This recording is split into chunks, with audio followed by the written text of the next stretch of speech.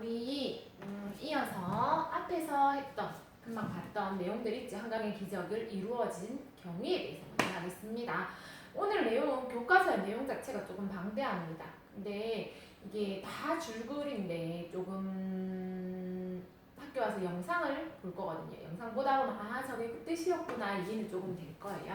자 먼저 경제개발을 했다고 했죠. 경제개발하기 전에 우리가 어떤 상황이었는지를 알아야 되겠죠. 우리 1950년 무슨 일이 일어났습니까? 6.25 전쟁이 일어났지요. 우리 6.25 전쟁이 일어나서 어떤 결과가 있었는지에 대해서 같이 했었습니다. 국토의 황폐화, 이산가족 문제 아니면 전쟁 고아, 건물이나 문화재 소식 등등 여러 가지가 있었거든요. 그 중에 이제 경제적인 부분에서만 초점을 맞춰서 할 건데 이 경제 상황에서는 뭐예요? 시설이 파괴가 되고 국토 황폐화, 국토가 폐허가 되었다라는 문제가 생겼습니다. 자, 전쟁이 1953년에 끝났어요. 50년에 끝나면서 뭐가 됩니까? 이제 복구를 해야 되겠지. 그대로 전쟁 상황을 놔둘 수 없잖아.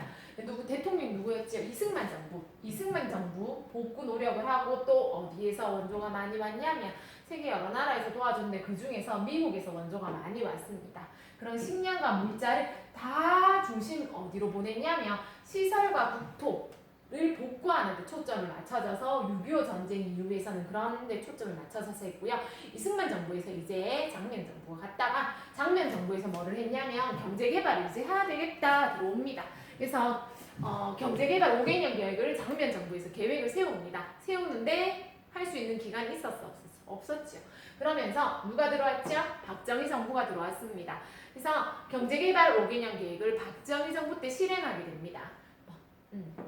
언제부터? 1962년부터 제5차에 걸쳐서 5번에 걸쳐서 5년씩 5번에 걸쳐서 경제개발 5개년 계획이 들어갈 거고요. 자, 왜 경제개발을 하는가가 있는 거죠. 우리나라에 뭐를 하기 위해서? 경제를 일으키기 위해서 경제개발 5개년 계획이 들어갑니다. 무엇을 했냐? 뭐 했습니까? 어디에서? 우리나라 지금 자금이 부족하니까 누구한테 돈을 빌릴까요? 외국에서 돈만 있으면 돼요, 안 돼요? 기술도 같이 있어야 되겠죠. 돈과 기술을 빌려서 뭐를 한다?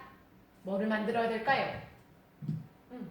공업을 육성한다. 그래서 경제개발 5개년 때는 이제 처음에 1년 시작할 때는 전체적으로 이제 조금 1차 산업 중심, 사람들 노동력 중심에서 나중에는 중공업까지 발달하게 되는 그런 기술력을 확보를 하게 됩니다. 그래서 공업 육성을 하는 거죠. 중공업, 공업까지 다 들어갑니다. 값싸고 질 좋은 노동력. 우리 노동력에 대해서 얘기했죠. 어느 때? 이승만 정부 때 뭐를 많이 지었어요? 학교에서 열심히 졸업한 사람들이 취업할 때가 요 시대인 거예요.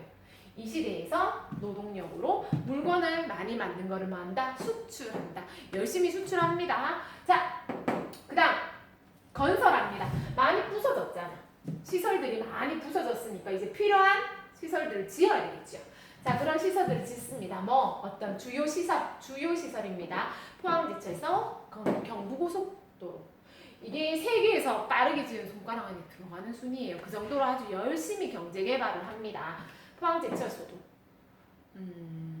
포항제철소도 이제 외국에서 돈을 빌려온 거를 가지고 이제 점점 제철소를 만들죠. 제철소 아주 커요. 그런 단계로 합니다.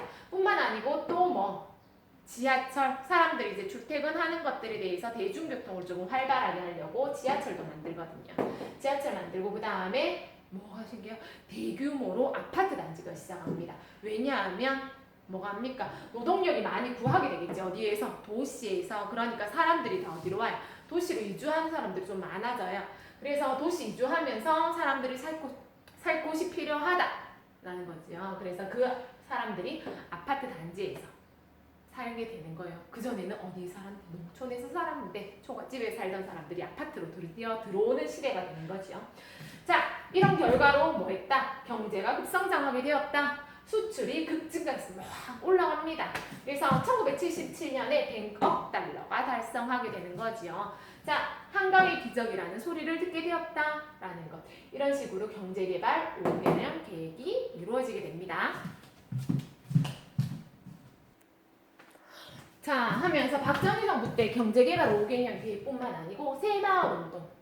아마 올라오다 그러다 보니까 현수막, 새마을 분여회라는 현수막을 어제 봤거든요. 그런 것처럼 새마을 운동이 일어나는 거예요. 새마을 운동. 왜 새마을 운동이라 할까? 왜 새마을 운동 수집까지 할까? 라는 거 생각하면서 들으시면 될 거예요. 언제부터? 박정희 정부 때부터 몇 년도? 1970년대. 자, 왜 새마을 운동을 이렇게 했냐? 뭐 하기 위해서? 낙후된 뭐를? 농촌을 발전시키기 위해서. 자, 그래서 그전에는 초가집이 있었고 길이 조그만했는데 새마을 운동한 결과부터 볼게요. 결과로 길이 확장되었다. 농촌에 있는 길 다니는 길이 커졌죠.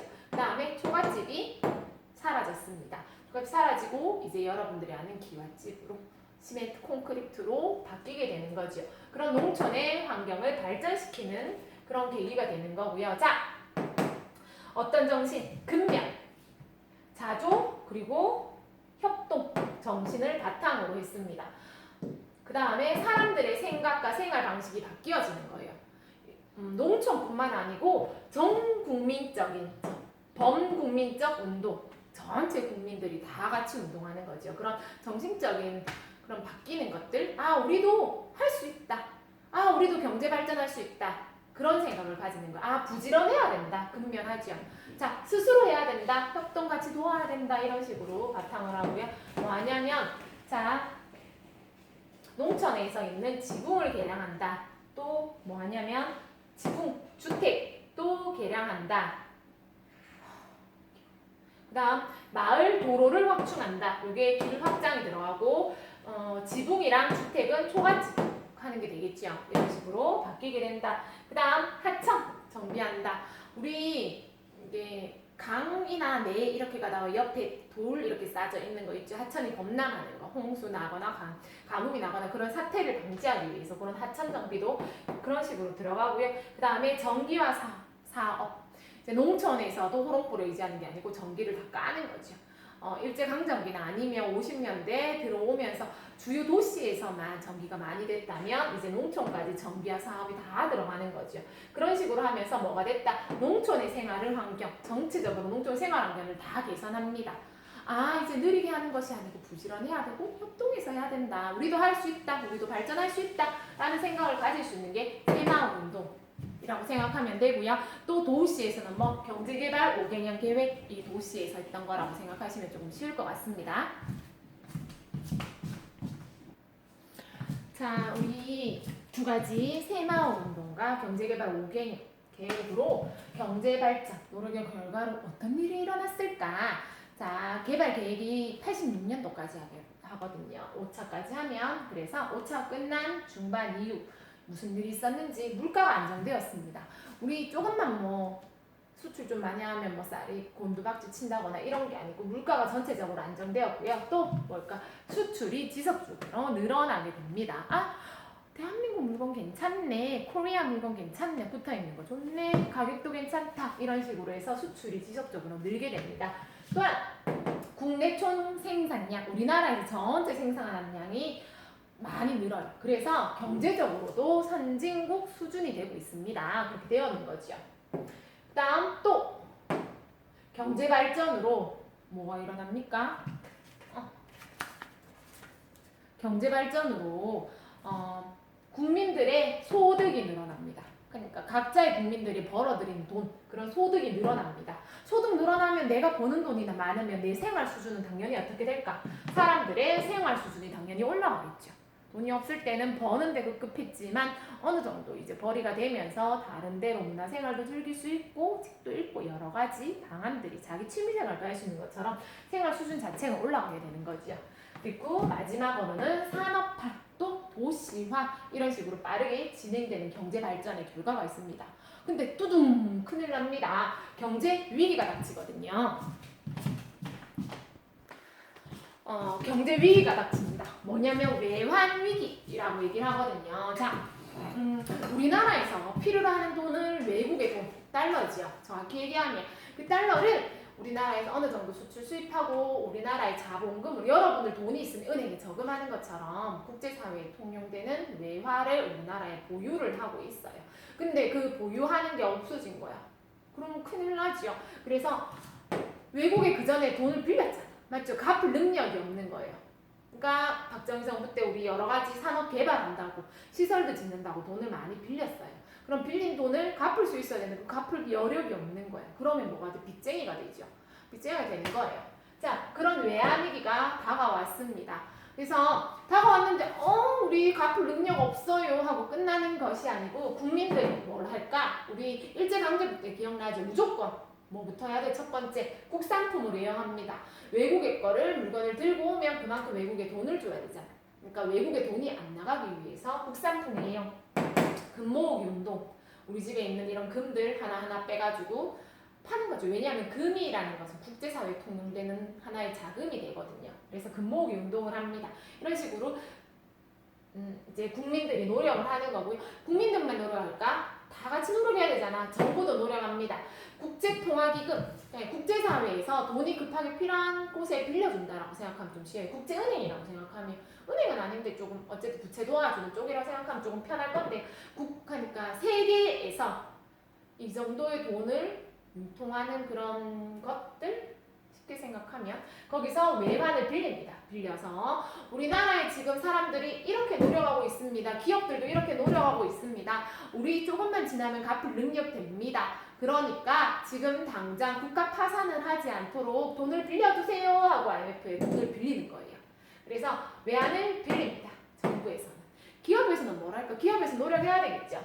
구조조정합니다. 조금 마음이 아픈 얘기가 될 수도 있는데 이제 인건비가 많이 드는 거예요. 그 인건비가 많이 드는데 이제 필요 없는 단계를 없애는 거야. 만약에 회사에서 1번부터 100등까지 사람들이 있는데 그 중에서 회사를 꾸려나가는데 100명이 필요 없는 것 같아. 단계를 줄이면 결제 라인을 줄이면 되지 않을까? 조금 더 사람들이 열심히 하면 되지 않을까 해서 100명 중에서 60명 정도를 남기고 40명을 구조조정해서 내보내는 사태가 납니다. 그 힘듦은 누가 감당해요? 국민들이 감당을 하지요. 그런 식으로 감당을 서로 하게 되는 거죠. 구조조정을 하면서. 기업에서 이제 빚을 더 이상 못 내고 기업에서 빚는 돈도 갚아야 되니까 이런 식으로 나오고요. 또한 중요한 거 기업에서 뭘부터 해야 될까? 기술 개발부터 해야 되겠죠. 기술 개발을 하고요. 이때 쉽게 생각하면 외환위기 왔을 때 우리나라에서 뭐 했냐면 기술 개발하면서 정보통신 쪽으로 개발을 많이 합니다. 네. 바깥에서 유명하신 분들이 대한민국은 나라가 작지만 기술적으로 뛰어나니까 이제 다 곧 정보화 시대가 될 테니까 인터넷을 하고 컴퓨터 쪽으로 많이 해요. 이런 식으로 돼서 우리가 지금 정보화 시대 해외 나갔을 때 인터넷이 이렇게 잘 되고 컴퓨터가 이렇게 개발된 데가 없거든요. 그런 식으로 이때 이제 외환위기 극복하면서 많은 득이 된 거죠. 조금 힘들었지만 그 이상은 우리가 많이 받았죠. 이런 바탕으로 우리 첨단 제품이 가능하잖아요. 이런 기회를 받아서 기술 개발을 한 겁니다. 이런 결과로 인해서 지금 무슨 사건이 있느냐? 2007년 1인당 국민 총수익 2만 달러. 거의 한 2,500원, 3천만 원 1년에 벌어들이는 거 2007년입니다. 무역 규모는 세계 10위권에 들어갑니다. 10손가락 안에 들어가요. 전쟁 끝난 지 얼마 됐습니까, 우리? 60년밖에 안 됐잖아. 60년밖에 안 됐는데 세계 10위권에 들어가요. 거기다가 뭐예요? IMF 터진 지도 얼마 안 됐거든. 순식간이지요. 우리 10년 만에 이런 식으로 올라가는 거죠. 외환도 충분히 보유하고 있다라는 거. 그런 식으로 됐고요. 자, 뭘까? 우리나라에서 제일 많은 거. 인적 자원. 우리나라는 사람들이 먹여 살리고 사람들 머리로 먹여 살리는 나라라고 생각하면 되거든요. 그런 인적 자원을 바탕으로 첨단 기술 제품을 많이 수출합니다. 그래서 반도체, 자동차, 그리고 뭐 반도체, 자동차, 전자, 그 다음에 조선 이런 것들을 많이 수출하게 되는 거지. 여러분들 조선 수업 2학기 때 갑니다. 이런 식으로 해서 여러 가지 자동차도 2학기 때 가거든요. 조선소 자동차 가는데 이런 거 보면 우리나라가 그렇게 대단하구나 라는 느낌이 올 만큼 개발을 하게 되는 거죠. 이런 힘든 우리 계속 편했던 거 아니잖아요. 그렇죠? 그런 힘든 경우가 있습니다. 자, 요거하고 한 개 더 있습니다. 우리 잠시만. 자, 드디어 마지막입니다. 분야별 발전 마지막으로 볼 거예요. 위협해봐도 알겠죠. 스포츠 관련해서는 우리 88 올림픽, 서울 올림픽 성공적으로 개최했다. 2002 한일 월드컵 축구 대회, 그다음에 2018 이제 할 거죠. 평창 동계 올림픽이 세워질 예정해서 스포츠의 발전. 뿐만 아니고요. 뭐 정치 외교적으로 어떤 게 있었냐? 반기문 유엔 사무총장을 배출했다. 유엔은 지구촌의 평화 그리고 전쟁 방지 협력, 국제 협력 이런 식으로 평화에 관해서 모여 있는 건데 거기에 연속이죠. 다시 반기문 총장이 하겠습니까? 했을 때 만장일치로 통과돼서 총장이 또 한 번 더 했었거든요. 그래서 올해까지가 만기예요. 그래서 배출했다. 아시아 태평양 경제협력체 APEC 정상회의가 개최되었다. 그 다음에 G20국 정상회의가 개최되었다. 우리나라에서 이제 개최되는 장소가 되는 거죠. 이런 식으로 되었고요. 마지막으로 문화점에서는 대전 엑스포, 여수 엑스포 이런 식으로 세계적인 박람회가 개최되었다. 봤을 때 정말 많이 발전됐다 라는 게 느껴지는데요. 첫 번째, 우리 어떤 상황이었죠? 경제적으로 6.25 끝나고 많이 힘들었는데 어떻게 되었다? 여러 가지 새마을운동이나 아니면 경제개발 5개년 계획으로 발전이 되었다. 그쵸? 발전되었는데 하면서 여러 가지 발전 상황이 있다가 외환위기가 경제위기가 왔었다. 하지만 누구의 힘으로? 국민, 정부, 기업의 힘 공동적으로 같이 해결을 하면서 외환위기를 극복하고 더 좋은 발전 계기가 되는 거예요. 그런 식으로 해서 우리가 게임에서도 강대국 되는 거죠. 인터넷이 발전하면서 게임에서도 강대국 되고 여러분들이 좋아하는 뿐만 아니고 인터넷 이런 식으로 인터넷이 잘 깔려져 있는 나라가 없을 정도로 뿐만 아니고 휴대폰 스마트 기기 정말 잘 돼 있죠. 이런 식으로 여러분들이 보는 그런 첨단 기술이 발전하게 되는 계기가 IMF 때 기술을 종합적으로 바꾸는 계기가 됐거든요. 3차 산업으로 그런 식으로 개발을 할 수 있었다는 것 뿐만 아니고 이제 2학기 때 갈 거 조선소와 자동차 보면 대단하다 정말 넓다 라는 생각밖에 안 들어요. 그 정도로 우리나라가 발전할 수 있었다 뿐만 아니고 그런 경제적인 것 뿐만 아니고 우리나라는 지금 스포츠, 정치, 외교, 문화적으로도 발전하고 있다라는 거죠. 60년밖에 안 됐습니다. 그렇죠? 이런 기간 동안 열심히 발전할 수 있었습니다. 자, 오늘은 그런 경제 발전에 대해서 했습니다. 학교에 와서는 했던 것들 관련해서 영상이랑 사진을 좀 볼 거예요. 사진이랑 보고 그 다음 시간에는 경제 발전 이런 식으로 해서 플러스적인 요인들도 있는데 당연히 마이너스적인 것들도 있겠지요. 피해보는 사람들에 대해서 조금 더 공부하도록 하겠습니다.